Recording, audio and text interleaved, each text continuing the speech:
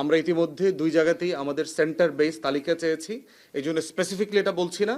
তবে গণভোটের সংখ্যা কম, মূল ভোট অনেক বেশি। আপনারা জানেন ভোট একসাথে 2টা দিতে হয়েছে। সো আলটিমেটলি গণভোট কম হওয়া আর সাদা ব্যালটের ভোট বেশি হওয়া মানে এখানে ভোট জালিয়াতি হয়েছে, এখানে ব্যালট স্টাফিং হয়েছে। এখন আমরা স্পেসিফিকলি কত পরিমাণে হয়েছে, বাট এটা বিশাল সংখ্যা। এক উপজেলাতেই এটা আমরা দেখতে পাচ্ছি, আমি যে মার্জিনে হেরেছি সেই মার্জিনের কাছাকাছি একটা সংখ্যা।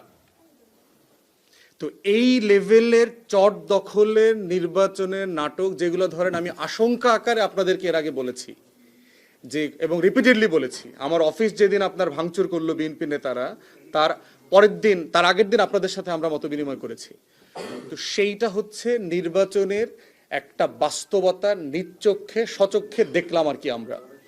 এবং আমি নিজে তো আপনার মানে বহু জায়গায় দেখেছি, বহু সেন্টারে, এবং আমি নিজে যা গেছি, সেনাবাহিনীও আসছে, র্যাবও আসছে, বিভিন্ন ফোর্স আসছে, সেখান থেকে অস্ত্র উদ্ধার করেছে, লোকদেরকে গ্রেফতার করেছে, সরিয়ে দিয়েছে। এই ধরনের ঘটনা আমার নিজের চোখের সামনে কয়েকটা ঘটেছে। তো সেই বাস্তবতা এখন আমরা নির্বাচনটাকে কতটুকু সুষ্ঠু বলবো সেইটা জাতীয় প্রশ্ন। যে এটা যদি আমাদের এলাকায় একটা প্রশ্ন হয়, এবং আমাকে আপনারা যে লেভেলের মিডিয়া কভারেজ দিয়েছেন, এই লেভেলের একটা বাস্তবতা এগুলো ঘটে, বাহিরের সাদামাঠা নির্বাচনী আসন যেখানে কোনো প্রার্থী জাতীয়ভাবে পরিচিত না, সেখানে আসলে কি নির্বাচনটা হয়েছে আপনারা শুধু ধারণা করেন। ইম্যাজিন, আমি ডাকার সাথে সাথে তো আপনাদের 10টা গণমাধ্যম দৌড়ায় চলে গেছেন, আপনারা এই সেন্টারে গেছেন, ওই সেন্টারে গেছেন, আপনারা তো ব্রিলিয়ান্ট সার্ভিস দিয়েছেন, দেশের জন্য দিয়েছেন। আমি তো আপনাদের কাছে কোনো ফেভার চাই নাই, আমি শুধু বলেছি ভাই একটা খবর নেন ওখানে জাল ভোটাভুটি হচ্ছে কিনা। তো সেই জায়গাতে মানে আমরা এমনও ধরেছি যে কেন্দ্রে যাওয়ার পথে যে ভোটার স্লিপটা দেয় না, স্লিপের সাথে টাকা দিয়ে দিচ্ছে। ভোট কেন্দ্রে ভিতরে যেটা মানে কালো পর্দা দিয়ে ঢাকা, সেখানে লোক দাঁড়ায় আছে, 2 জন 3 জন 4 জন মিলে দাঁড়ায় আছে। কোথাও কোথাও দেখেছি ওই পর্দাটাই নাই, দরজার সামনে আপনার বিএনপির লোকজন দাঁড়ায় আছে, কোথায় ভোট দিছে তার চোখের সামনে ভোট দিতে হয়েছে। এবং আমরা কিন্তু আশা করেছিলাম ভোটের মার্জিন বাড়বে, আপনার এই ভোটের মার্জিনটা বাড়ে নাই আমাদের এলাকাতে। এটা আমি কোনো সেন্টারেই 47, 48, 43 বেশি পাই নাই, যদিও পরে দেখলাম যে এটা 53% হয়ে গেছে। এখানে একটু ঝামেলা আছে মনে হয়েছে, বাট আমি ন্যাচারালি এক্সপেক্ট করেছিলাম যে আমাদের আসনে এবার এটা 60% হবে। কিন্তু যেই লেভেলের ভয়ভীতি ছিল, ভয়ে ভোট দিতে যায় নাই এমন ঘটনার মেসেজ বলে যে আমি গেছি, আমার মা পরিবার কেউ ভয়ে ঘর থেকে বের হয়নি, কারণ বলে গেছে এরপরে রামদা দিয়া কোপাবে, ঘর বাড়ি ভেঙে দিয়ে আসবে। হাজার হাজার নেতাকর্মীরা এলাকা ছাড়া এখন পলাতক জীবনযাপন করছে। তো সেই চিত্রটাই আজকে আপনাদের সাথে শেয়ার করা হচ্ছে। আমার ভোটের দিনের চিত্রের কিছু অংশ বললাম আর কি। আপনারা চাইলে ছবি তুলে নিতে পারবেন, এখানে মেসেজ আছে চেক করার জন্য, আমরা নাম আইডি হাইড করে দিয়েছি। দ্বিতীয়ত হচ্ছে পোস্ট ইলেকশন, আমাকে কোপাবে, আমার সহকর্মীদেরকে কোপাবে, কার বাড়িতে, এখনই বাড়িতে লোক পাঠাচ্ছে, এরা বরিশালে কে কোথায় থাকে, এখানকার বিএনপির ছেলেপেলেরা কারা খবর নিতে রেকি করতে পাঠাচ্ছে, রামদা জোগাড় করতেছে, এইটা জোগাড় করতেছে, ওই এলাকাতে যেতে দেবে না। মানে 100-র উপরে ঘটনা ঘটেছে, আপনার রক্তাক্ত হয়েছে আর কি। এবং এই যারা রক্তাক্ত হয়েছে কেউ সাক্ষী দিতে জিডি করতে রাজি হচ্ছে না। তাহলে আপনি ভয়ের লেভেলটা চিন্তা করেন। আমি যে ওনাদেরকে নিয়ে এটা নিয়ে মামলাতে যাব, ফাইট করব, প্রশাসনের সাথে ফাইট করব, সেই লেভেলের বাস্তবতা পর্যন্ত এলাকাতে নাই। তাহলে সারা দেশের বাস্তবতাটা কি? তাহলে বিএনপির একাংশ নেতাকর্মীরা যে নব্য আওয়ামী ফ্যাসিবাদ হয়ে উঠতেছে, সেইটা জনাব তারেক রহমান আপনাকে হুঁশিয়ার করছি, আপনাকে সতর্ক করছি। আপনি যদি সত্যিই বাংলাদেশ চালাইতে চান, নেতৃত্ব দিতে চান, আপনার এই নব্য আওয়ামী ফ্যাসিবাদ আপনার দলের ভিতরে যারা হচ্ছে তাদেরকে যদি নিয়ন্ত্রণ করতে না পারেন, তাহলে আপনি সিভিয়ারলি ফেল করবেন, এবং আপনার পতন আওয়ামী লীগের হাসিনার থেকেও খারাপ পতন হবে সামনের দিনগুলোতে। আমরা এই ধরনের সিচুয়েশনে 61,000 ভোট পাইছি। আপনারা শুধু বিবেচনা করে দেখেন যেই লেভেলের ভয়, টাকা, লেনদেন এই ক্যাম্পেইন আমাকে করতে হয়েছে। সেইখানে আমরা বোধ করছি যে বাংলাদেশকে এই ভয়ের রাজনীতি মুক্ত একটা জায়গা আমরা তৈরি করতে চাই। কেউ কাউকে ভয় দেখিয়ে ভোট দিতে বাধ্য করবে না, ভোট দেওয়ার পরে তার বাড়িতে রামদা পাঠানো হবে না। আজকে সকালে আমার সাথে এসে বাড়িতে লোকজন দেখা করে গেছে, এলাকায় থাকতে পারছে না, রামদা পাঠিয়েছে রাতের বেলা। ছেলেপেলেরা সবাই পলাতক, হাজার হাজার লোকজন পলাতক, বরিশালে ঢাকায় চলে গেছে, স্পিড বোটে বের হয়ে চলে গেছে, লোকদেরকে এরকম শত শত লোকদেরকে আমাদেরকে পার করে দিতে হয়েছে। তো এটা তো আওয়ামী লীগের সময় আমরা দেখছি, এবং একই লোক, এই বিএনপির লোকজন যারা আজকে গুন্ডামি মাস্তানি করতেছে, এরাই কিন্তু ধান খেতে পাট খেতে গত 16 বছর ছিল। এই জালেমদের, আজকে মজলুমদেরকে নিজেদের নির্যাতনের শিকার হওয়ার পরেও, নিজেরা মজলুম থাকার পরেও 16 বছর যে আবার জালেম হয়ে উঠতেছে, একই জুলুম করতেছে, তারা ভুলে গেছে 24-এর গণ আন্দোলনের কথা। ভোটের পার্সেন্টেজ আর শতাংশের পার্সেন্টেজ যাই হোক, ঢাকার রাজপথ কাঁপায়া দেওয়ার মতো শক্তি কিন্তু ঐক্যবদ্ধ বাংলাদেশ জোটের আছে। এটা মাথায় রাখতে হবে তারেক রহমানকে এবং বিএনপিকে। আপনারা সরকার গঠন করেন, আপনাদেরকে অভিনন্দন, কিন্তু মাথায় রাখবেন, আমার বাড়িতে আসছে ছাত্রদলের ছেলেপেলে লোক পাঠাইছে আমাকে জবাবদিহিতা চাওয়ার জন্য যে তার ভাইরে কেন্দ্র দখল করার সময় সেনাবাহিনী পিটাইছে কেন। আমার বাড়িতে এসে জিজ্ঞেস করছে আমি লোক পাঠাইছি কিনা, আমি নাম দিছি কিনা, আমি ছবি দিছি কিনা। মানে এদের কত বড় দুঃসাহস হয়েছে চিন্তা করেন, এই বিএনপির ফ্যাসিবাদীদের, নতুন ফ্যাসিবাদ যেগুলো দেখতে পাচ্ছি। এরপর কর্মীদের কি অবস্থা সেটা তো অবশ্যই আপনারা করে যাবেন।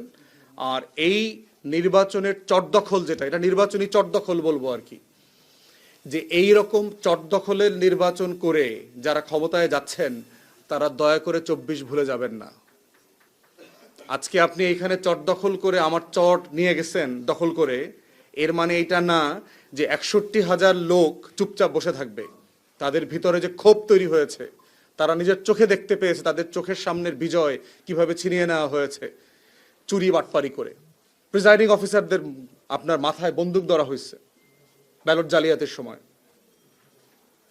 রামদা দেখানো হয়েছে। এখন একজন শিক্ষক যিনি শিক্ষকতা করেন, তিনি ওখানে অন্য জায়গা থেকে গেছেন একদিনের ডিউটি পালন করতে, সে কি করবে? আমরা জিজ্ঞেস করলাম যে আপনি পুলিশে বলেন, আমরা আপনাকে হেল্প করবো, সাহস পাচ্ছে না। তাহলে আমরা কি রকম একটা মাইনকাচি পায় আছি দেখেন, ঘটনা ঘটছে কিন্তু প্রকাশ করা যাচ্ছে না, এইটাকে কেন্দ্র করে মামলা, প্রশাসনিক ব্যবস্থা নেওয়া যাচ্ছে না, কারণ কেউ ভীতিকর অবস্থা থেকে নাই। একজন ঢাকায় থাকে, পরিবার তো গ্রামে থাকে, গ্রাম জ্বালায় দিয়ে আসছে, বাড়ি বাড়ি ভাঙে দিয়ে আসছে। নোয়াখালীতে দেখছেন একজন মাকে ধর্ষণ করে আসছে, একই জুলুম, আর সেই জন্য গণধর্ষণ করেছে। জুলুম তো একই নারী, আমার একই বোন তো একই রকম ভিকটিম হইলো, জুলুমের শিকার হইলো। তো এই বাংলাদেশ চাই না বলেই তো 24-এ গণ আন্দোলন হয়েছে। এই বাংলাদেশ চাইলে তো আমরা এই নির্বাচন করবার প্রয়োজন ছিল না, আপনারা দখল টখল করে নিয়ে যাইতেন, বললেই হইতো। এরপরে ডিসেম্বর মাস থেকে আমরা যেটা দেখেছি, প্রশাসন প্রচ্ছন্নভাবে বিএনপির প্রতি বায়াসড হয়ে গেছে প্রত্যেক জায়গাতে, এবং তাকে ক্ষমতায় আনবার জন্য প্রশাসনের কোনো কর্মকর্তাকে দেখলাম না। আজকে যারা ভোট কেন্দ্রে ঝামেলাগুলো করেছে না, এদের প্রত্যেকের নাম পরিচয় কেন্দ্রভিত্তিক আমরা কিন্তু প্রশাসনকে দিয়েছি, রিটার্নিং অফিসারকে দিয়েছি, ডিসিকে দিয়েছি, এসপিকে দিয়েছি, রেঞ্জের ডিআইজি, কমিশনারদেরকে দিয়েছি, এবং তারা এই কাজগুলো করেছে। একটা লোককে গ্রেফতার করা হয়নি। আমরা সবাইকে বলেছিলাম 3 সপ্তাহের জন্য বিশেষ ক্ষমতা আইনে আপনি ডিটেইন করেন। আপনারা যারা বিদগ্ধ সাংবাদিক আছেন আপনারা জানবেন যে কেয়ারটেকার সরকার আসতে প্রথমেই 1 সপ্তাহ কিন্তু এই কাজটা তারা করতো।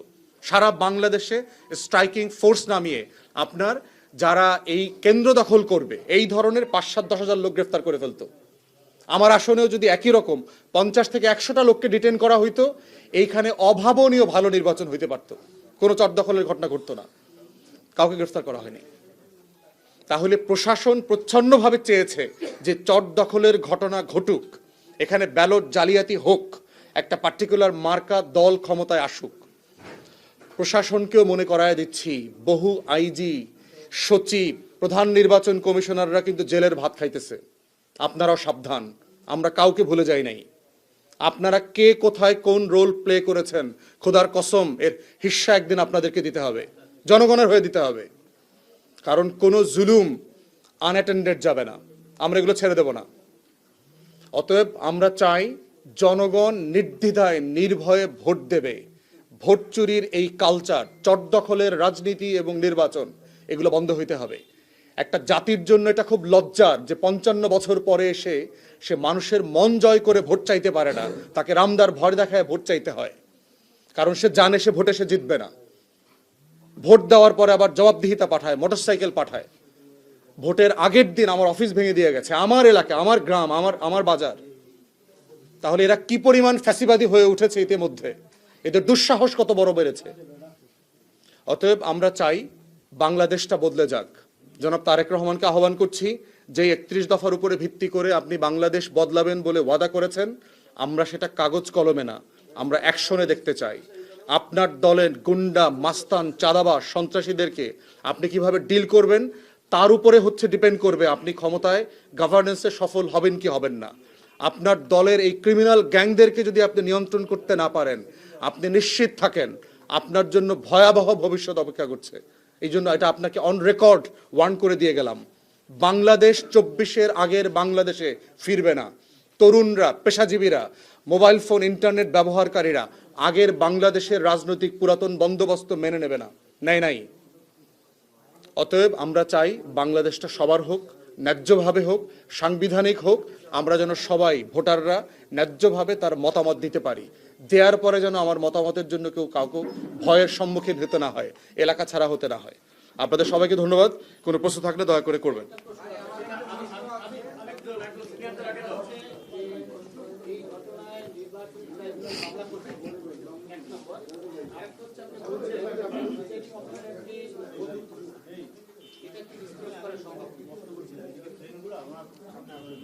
না, দুইটা প্রশ্নের উত্তরই হচ্ছে না। আমরা ইতিমধ্যে অ্যাপ্রোচ করেছি, কেউ তার এভিডেন্স আমাদেরকে দিয়েছে কিন্তু প্রকাশ করতে চাচ্ছে না।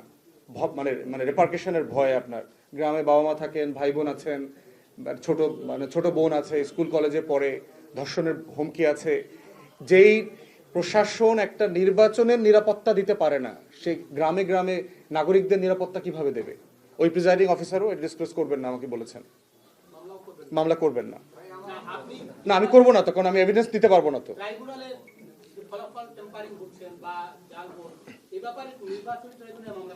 সমস্যা হচ্ছে যে এভিডেন্স কালেক্ট করতেছি। প্রশ্ন হচ্ছে যে আমি একটা ভিডিও দিলাম, প্রশ্ন হচ্ছে এই ভিডিওটা যিনি করেছেন তাকে তো আবার ট্রাইব্যুনালে গিয়ে সাক্ষ্য দিতে হবে। ওই লোক সাক্ষ্য দিতে রাজি হচ্ছে না।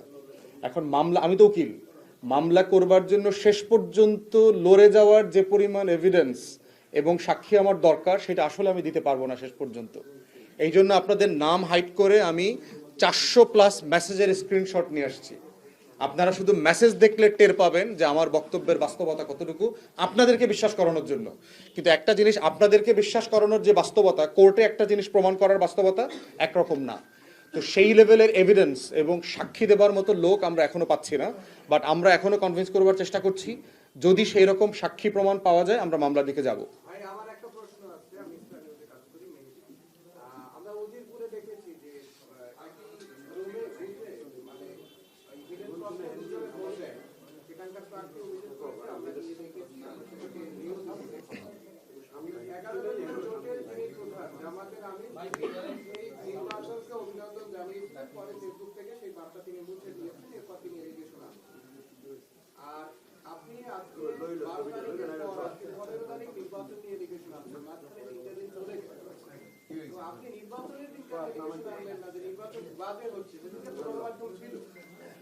দ্বিতীয় হচ্ছে যে এই 3 দিন পরে দলীয় প্রধান ঘোষণা দেওয়ার পরেই কোনো অ্যাপ্লিকেশন আনছে, তার মানে কি নির্বাচনটাকে যদি অন্য পক্ষ প্রশ্ন করে যে নির্বাচনটাকে প্রশ্নবিদ্ধ করার সংবাদ সম্মেলন, তখন আসলে কি জবাব দিবে?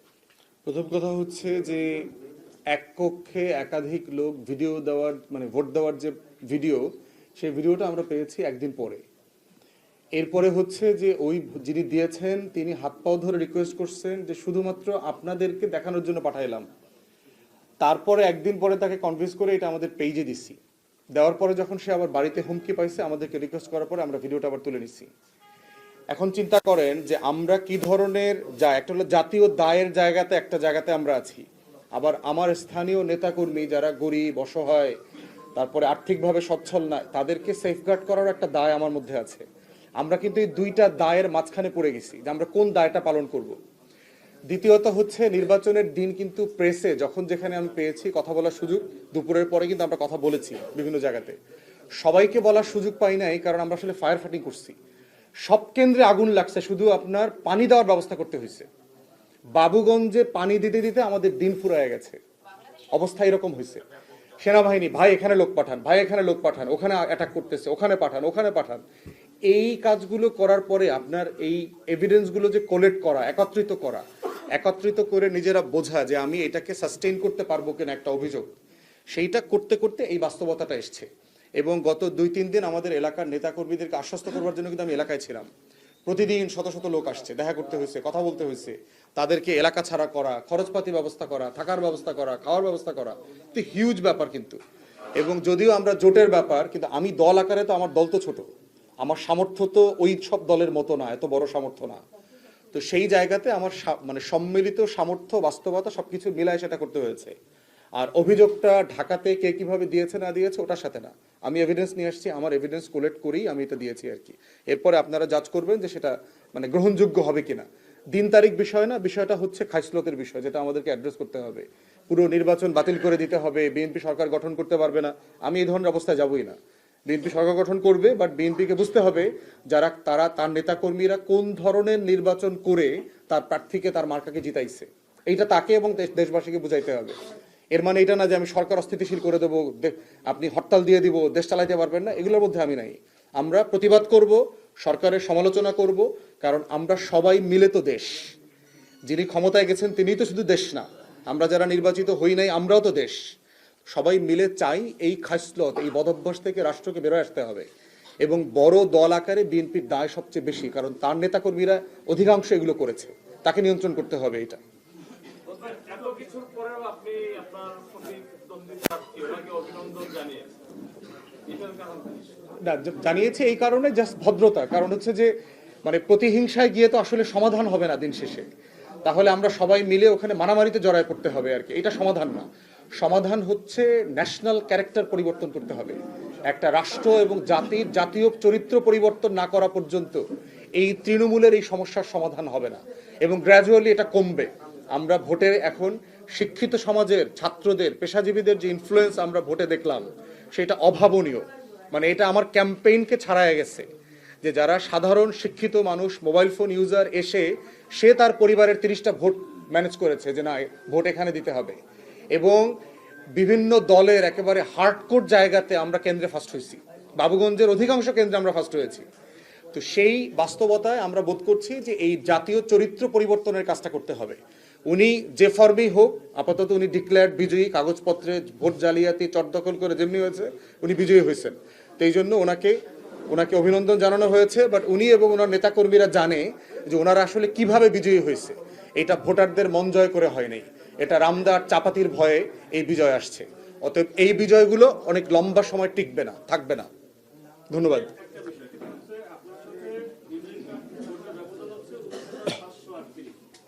অন্যদিকে হাসপাতাল দিনে ওনার মধ্যে 16,325 হাসপাতাল যদি আপনাদের জোটে থাকতেন তাহলে এই ব্যবধানটা মানে শেষ হয়ে যায়। আবার অন্যদিকে আপনি যে কারচুপির কথা বলছেন, তাতে কোনো বিষয়টা ভোট কারচুপি করার কোনো বিষয় না। হাসপাতাল আপনার সাথে থাকলে আপনি ওখানে এমপি। আবার যদি কারচুপি না হয়ে থাকতো, সুস্থ হতো, তাহলে আপনি ওই দিক থেকে সেদিক থেকে আপনি সাধারণ মানুষের ভোটে নির্বাচিত এমপি দাবি করবেন, সাধারণ মানুষের এমপি দ্বিতীয়ত হচ্ছে একদম প্রার্থীর বিরুদ্ধে আপনি নির্বাচন করেছেন, সেখানে ভোট আপনি পেয়েছেন, আপনার সন্তুষ্টির কোন জায়গা আছে? না, সন্তুষ্টির জায়গা হচ্ছে যে 2জন হেভিওয়েট প্রার্থী, লাঙ্গলের প্রার্থী তো 2-3 বারের নির্বাচিত অনির্বাচিত এমপি মিলায় ঝিলায়, তো 2জন হেভিওয়েট প্রার্থী এখানে ছিল। এবং ওনাদের ডেইলি কস্ট আমার টোটাল ইলেকশন কস্টকে ছাড়াই যাবে আর কি, ওনাদের যে অবস্থা। এরপরে আমার মার্কাটা নতুন, আমাকে মানুষ চিনলেও আমার মার্কার সাথে তো গ্রামের মানুষ পরিচিত না। তো এই সব মিলিয়ে ভোটার, আমি যে পরিমাণ ভোট পেয়েছি এটা নিঃসন্দেহে বাবুগঞ্জ মুলাদির হিস্ট্রিতে এই লেভেলের কম্পিটিটিভ ইলেকশন এর আগে কেউ দেখেছে বলে আমার মনে পড়ে না। আর এরকম ভোট পেয়ে কিন্তু এমপি হওয়ার ঘটনাও বাবুগঞ্জ মুলাদিতে আছে, আমি যে ভোট পেয়েছি। অতএব সেই জায়গাতে মানে আমি ওই জনগণের এমপি টেমপি এগুলো খুবই সস্তা চটকদার কথা হবে, আমি এগুলোর মধ্যে নাই। রাষ্ট্র বদলাইতে হবে। এবং আমরা এইখানেই যে আগামী নির্বাচনটা হবে দেখবেন, এই নির্বাচনে আরো বাস্তবতা ফুটে উঠবে। কারণ যত দুষ্ট লোক আছে এদের বয়স হচ্ছে এখন 45-50+। আপনি ইয়াংদের ভিতরে এই চটদখল করার রাজনীতির আপনি দেখবেন না। অতএব গ্র্যাজুয়ালি এই ইয়াং জেনারেশন, ইয়াং ভোটারদের সংখ্যা যখন বাড়বে, তখন পুরাতন রাজনীতির কবর এমনি হয়ে যাবে। অতএব আমরা ওটাকেই ন্যাচারালি অর্গানিক পদ্ধতিতে প্রমোট করতে চাই। এটাই একটা দেশ রাষ্ট্র বদলের একমাত্র উপায়। জি খসরু ভাই।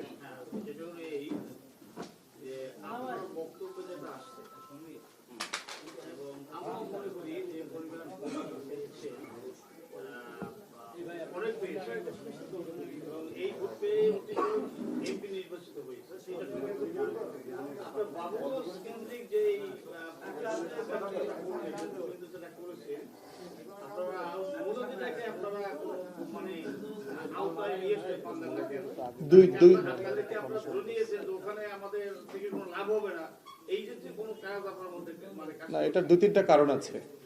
একটা হচ্ছে বাবুগঞ্জে কেন্দ্রগুলো থেকে আমাদের এজেন্টরা যত স্বতঃস্ফূর্তভাবে সাহসের সাথে আপনার আমাদেরকে ইনফরমেশনটা জানাইছে যে ভাই আমার কেন্দ্রে ঝামেলা হচ্ছে, মুলাদি বিচ্ছিন্ন হওয়ার কারণে, যেমন বাটামারা, নাজিরপুর, সফিপুরের কিছু অংশ, এগুলো এত আইসোলেটেড যে ওখানে লাশ ভাসায় দিলে পরেও আপনার খবর পাইতে 3 দিন লাগবে। এই সাহসটা, এই বাস্তবতাটা ওখানে আমরা পাইনি। এজেন্ট নাই, অনেক জায়গা থেকে সকালবেলা এজেন্ট সরাই দিচ্ছে, টেবিল সরাই দিচ্ছে। আগের দিন রাতে রামদা নিয়ে নিয়ে যে মহড়া হয়েছে, এই ভয়টা প্রচন্ড রকম কাজ করছে। অতএব ওই রেসপন্সটা আমরা জানছি নির্বাচনের পরে যে ভাই আমি কিন্তু এজেন্ট হিসেবে থাকতে পারি নাই, আমার এলাকায় এরকম টাকাটাকি হয়েছে, এটা জানতে জানতে নির্বাচন পার হয়ে চলে গেছে। দ্বিতীয়ত হচ্ছে কমিউনিকেশন, যে আপনার বাবুগঞ্জের রাস্তাঘাট একটু বেটার হওয়ার কারণে যেটা হয়েছে, র্যাপিড স্পিডিলি সেনাবাহিনী মানে র্যাব মুভ করতে পারছে, পুলিশ মুভ করতে পারছে, বিজিবি মুভ করতে পারছে, যেটা আপনার বাটামারা, নাজিরপুর, সফিপুরে সম্ভব হয় নাই। তারপরও আগরপুর, কেদারপুরের মতো জায়গাতেও কিন্তু সেনাবাহিনীকে মোটরসাইকেলে যাইতে হয়েছে, এরকম ঘটনা কিন্তু ঘটছে। এবং কখনো কখনো এরকমও হয়েছে যে জনগণ থেকে রিকোয়েস্ট করে মোটরসাইকেল নিতে হয়েছে, কারণ তারও তো মোটরসাইকেলের প্রিপারেশন সে নিয়ে আসে নাই, যে কয়টা মোটরসাইকেলে কয়জন যাবেন আপনি। তো এই 2টা হচ্ছে বড় কারণ। থার্ড হচ্ছে ভয়। আমার কাছে ওভারঅল যেটা মনে হয়েছে, ভয় এবং প্রশাসনের আশ্বস্ততার অভাব ছিল। প্রশাসনকে আমরা বারবার যেটা বলেছি, যেমন আমি 2:30টার সময় আপনার খানপুরা মাদ্রাসায় ওই কেন্দ্রে আমি গিয়েছিলাম, তখন আমি এবং বেদাল সোহাগ এখনের পরস্পর এই দুজন আমরা ওখানে তখন ছিলাম। ঠিক তখনই কাদিরচর থেকে, হ্যাঁ, কাদিরচর থেকে আমাকে আমার সুরাঙ্কে ভোট দিল যে এখানে মানে জাল ভোট হচ্ছে। তাৎক্ষণিকভাবে আমি একজনকে ফোন দিলাম এবং তখন সে বলল আমি তো আপনার পিছনে, মানে ইমেজ সাইড একজন কর্মকর্তা, উনি সাথে সাথে ওইখানে আবার জানাই দিলেন যে এই ক্ষেত্রে এখানে দেখেন যে পরে খুঁজতে দেখেছি যে পরে সেটা বন্ধ হয়ে গেছে। এখন যদি আপনার আমার মনে হয় যে সার্বিক দিক থেকেই যদি আপনারা আরো একটু সচেতন থাকতে পারতেন। আমি একটু হ্যাঁ নিঃসন্দেহে, জি।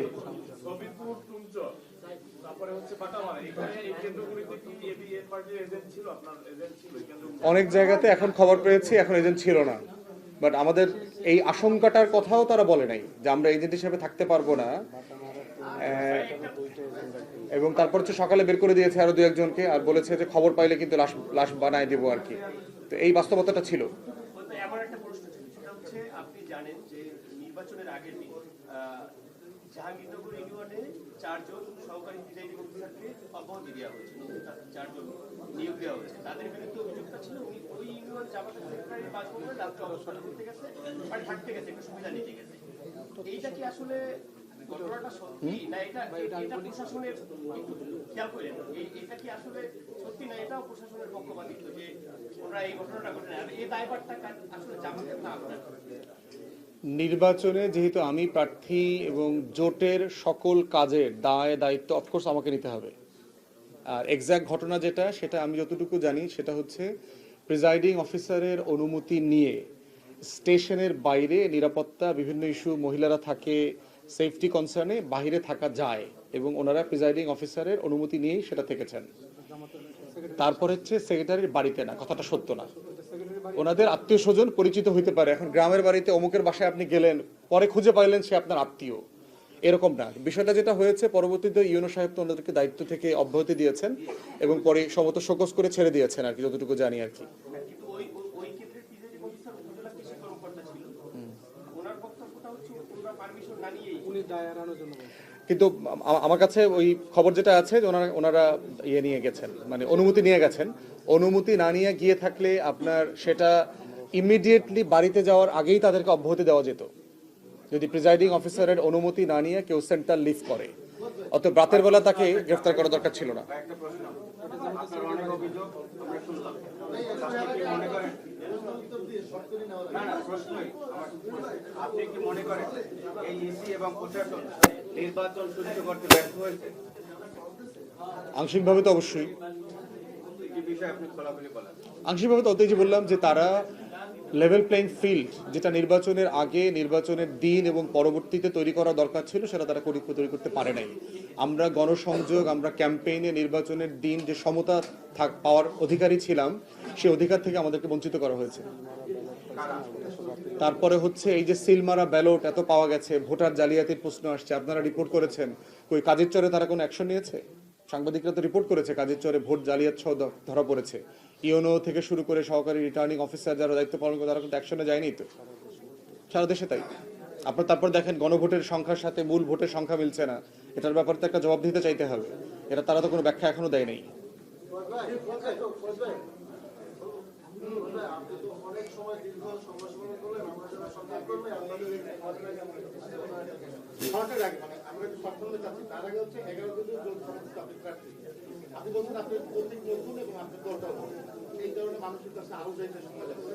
তাদের সাথে জোটের সবচেয়ে পুরাতন দল বাংলাদেশ সৃষ্টির আগে থেকে দল, সেই দলের ছিল, তাদেরকে আজকেও সংবাদ সম্মেলন দেখছিলাম। ভোটের দিনে আমরা যখন আপনার সাথে কথা বলছি বাবুগঞ্জ বলেছেন, তখন তাদের দেখলেন তারা ছিল কিনা, তাদের লোক আপনি কি গেছিলেন, তারা মূলত ভূমিকা রাখছে কিনা বাবুগঞ্জে? সবাই মন থেকে সিরিয়াসলি যার যার সামর্থ্য মোতাবেক কাজ করেছে। একটা বিষয় মাথায় রাখতে হবে, যেই কাজটার সমাধান প্রশাসন দিতে পারে, সেই কাজটা দল থেকে করতে গেলে কিন্তু সেটা শক্তির ভারসাম্য নষ্ট করে দেবে। যেমন ধরেন, ভোট জালিয়াতি যদি আপনি ঠেকাইতে যান তাহলে তো মারামারি করতে হবে। তো আমরা এই ধরনের শক্তি তো সিভিল জায়গা থেকে করতে পারি না। আমরা যেটা করেছি, যে কোনো অন্যায় অন্যায্যতা দেখলে আমরা প্রশাসনকে জানিয়েছি এবং এটাই ন্যায্য পথ। জোটের ভিতরে সম্পর্ক, কাজ, তারপরে একসাথে কাজ করা, এ ব্যাপারে কোনো সন্দেহ নাই। জোটের সবচেয়ে গুরুত্বপূর্ণ আইনজীবী এখানে উপস্থিত আছেন অ্যাডভোকেট খায়ের ভাই, যিনি জোটের এই লিগ্যাল বিষয়ে সব দেখেন, জামাতের মামলা পরিচালনা থেকে করা থেকে শুরু করে সবকিছুর সাথে উনি জড়িত আছেন। সো আর যেহেতু প্রার্থী হিসাবে আমার রেসপন্সিবিলিটি, আমার এগুলো করতে হবে, এই জন্য আমি আজকে এই ব্রিফিং দেখেছি। প্রধান এজেন্সি জামাতের অ্যাসিস্ট্যান্ট সেক্রেটারি তো নাই এটা হচ্ছে প্রশ্ন না, এটা হচ্ছে অনুরোধ। আপনার সম্পূর্ণ বক্তব্য শুনে আমার কাছে, আমরা সাংবাদিকরা, আমাদের কাছে মনে হচ্ছে এখানে কংক্রিট দুটা বিষয় আছে। একটা হচ্ছে নির্বাচন কমিশন এই নির্বাচন সঠিকভাবে তুলতে সমর্থ হয়নি, সেটা আপনার অভিযোগ। আর দ্বিতীয় হচ্ছে যারা পিছনে জমানা দিচ্ছে তাদেরকে একটা হুঁশিয়ারি দেওয়া, সেখানে তারা জমানা না দিচ্ছে। এই দুইটা আপনার 2-3 মিনিটের ভিতরে সংক্ষেপে একটা বক্তব্য।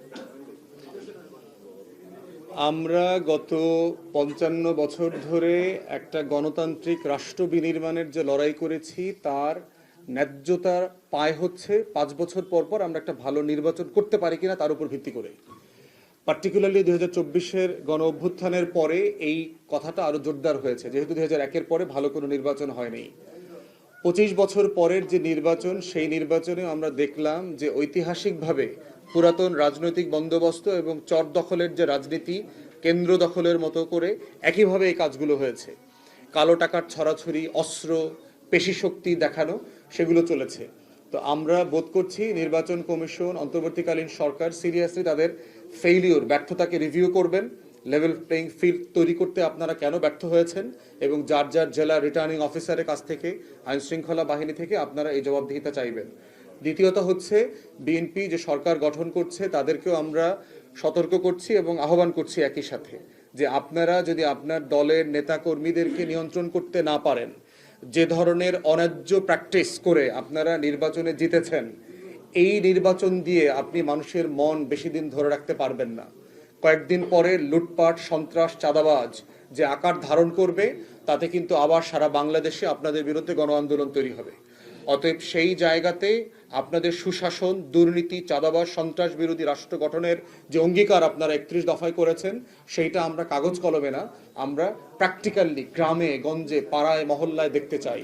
আইন শৃঙ্খলা বাহিনীকে অ্যাক্টিভ করা, সক্রিয় করে জনগণের ন্যায্য ভীতি দূর করার এবং বিচার পাওয়ার অধিকারকে নিশ্চিত করবার জন্য যা যা করণীয় সেটা আপনারা করবেন। তা না হলে আমাদের আপনাদের সরকারের সমালোচনা করা, জনগণকে নিয়ে জনমত তৈরি করা এবং রাজপথে সক্রিয় থাকার যে লড়াই, সেই লড়াই অব্যাহত থাকবে। ধন্যবাদ সবাইকে।